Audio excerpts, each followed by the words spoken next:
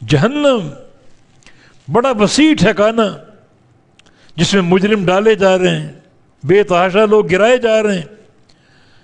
اور جہنم حل میں مزید، حل میں مزید، اور بھی ہیں تو بھیج دے، اور بھی ہیں تو ڈال دے. یوم نقول لجہنم، جس دن ہم کہیں گے جہنم سے کیا تو بھر گئی، حل امتلاتی، کیا تو بھر گئی. وتقول حل من مزید، اور جہنم کہے گی کچھ اور بھی ہیں، ان کو بھیج دے، جگہ باقی ہے ابھی، اور بھی ہیں تو بھیج دے.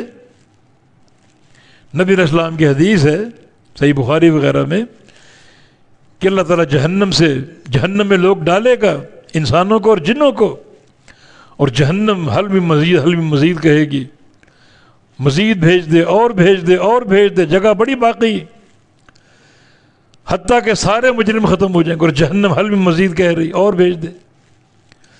پھر اللہ تعالیٰ کیا کرے گا؟ یضع فیہا قدمہ، اللہ اپنا قدم جہنم میں داخل کر دے گا، جسے جہنم کے کنارے سکڑ جائیں گے.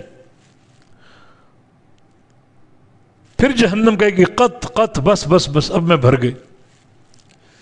یعنی یہ طریقہ جہنم کو بھرنے کا. سارے گناہگار ڈالے جا چکے، سارے مجرم مشرک اور کافر ڈالے جا چکے، اور جہنم کا پیٹ بھر ہی نہیں رہا. حل میں مزید، اور بھیج، اور بھیج، اور بھیج. آخر اللہ اپنا قدم مبارک جہنم میں ڈالے گا، جس سے جہنم کے کنارے سکڑ جائیں گے. پھر جہنم کہے گی بس بس بس بس. جنت کا معاملہ بھی یہی ہے. جنت میں لوگ جائیں گے، جنتی بے تحاشا داخل ہوں گے، اور جنت بھر نہیں رہی، بڑی جگہ باقی بھی پڑی.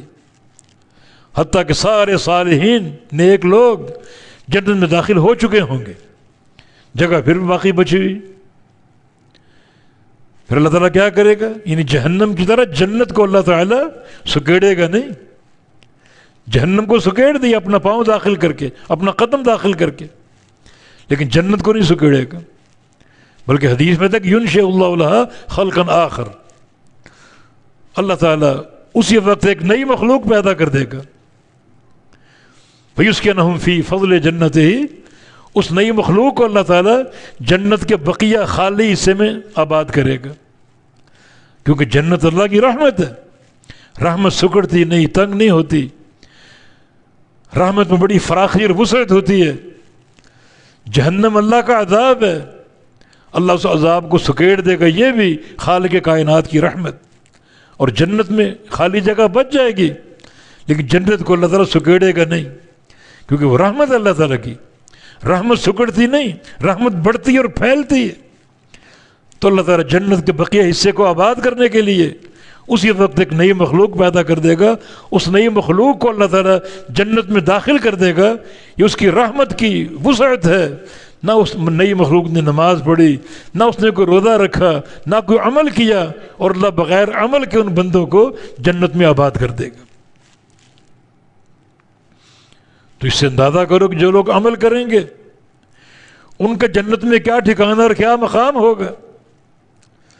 تو یہ جہنم کا سارا منظر، حل امتلاتی، کیا تو بھر چکی، وتقول حل من مزید، اور جہنم کہے گی مزید بھیج دے، مزید ہیں انہیں بھی بھیج دے، جگہ باقی بچی ہوئی ہے.